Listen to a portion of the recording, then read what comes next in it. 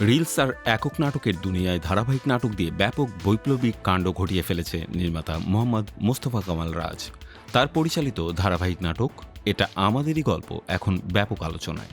সিরিয়ালটি এখন পর্যন্ত ২৪টি পর্ব প্রকাশিত হয়েছে, যা প্রায় ২৮৫ কোটি বার দেখা হয়েছে। এটা আমাদেরই গল্প এক বিরল রেকর্ড গড়েছে বাংলাদেশ টিভি সিরিয়ালের ইতিহাসে। নাটকটি নির্মিত হয়েছে সিনেমাওয়ালা ব্যানারে। এই ধারাবাহিকটি দেশে ছাড়াও যুক্তরাষ্ট্র, কানাডা, মধ্যপ্রাচ্য, ভারত, পাকিস্তান, চীন, জাপান ও আফ্রিকার বিভিন্ন দেশ থেকেও নিয়মিত উপভোগ করছেন দর্শকরা।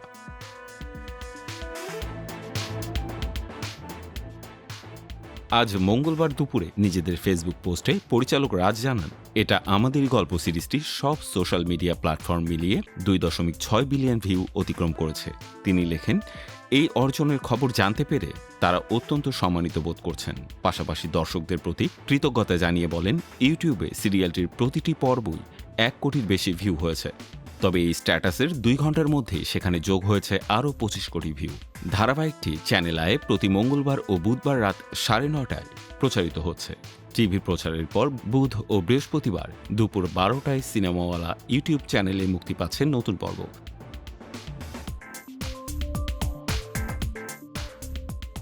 উল্লেখযোগ্য বিষয় হল, ইউটিউবে প্রকাশের ১ ঘন্টার মধ্যেই প্রতিটি পর্ব মিলিয়ন ভিউ অতিক্রম করছে, যা বাংলাদেশের নাটকে প্রথমবারের মতো দেখা গেল। ধারাবাহিক এটা আমাদের গল্প মূলত পারিবারিক বন্ধন, ভালোবাসা, দ্বন্দ্ব ও একে অপরের প্রতি মমত্ববোধকে কেন্দ্র করে নির্মিত। সংশ্লিষ্টদের মতে দর্শক যেন নিজেদের জীবনের খণ্ডচিত্রই এখানে খুঁজে পান, সে চেষ্টাই ছিল নির্মাতাদের। এই কারণে সিরিয়ালটির ট্যাগলাইন পরিবারই শুরু, পরিবারই শেষ। এই ধারাবাহিকে গুরুত্বপূর্ণ চরিত্রে অভিনয় করেছেন ইরফান সাজ্জাদ, কেয়া পায়েল, খায়রুল বাশার, সুনেরা বিনতে কামাল, ইফতেখার দিনার, দীপা খন্দকার, মনিরা আক্তার মিঠু, নাদের চৌধুরী, শিল্পী সরকার অপু সহ আরও অনেকে।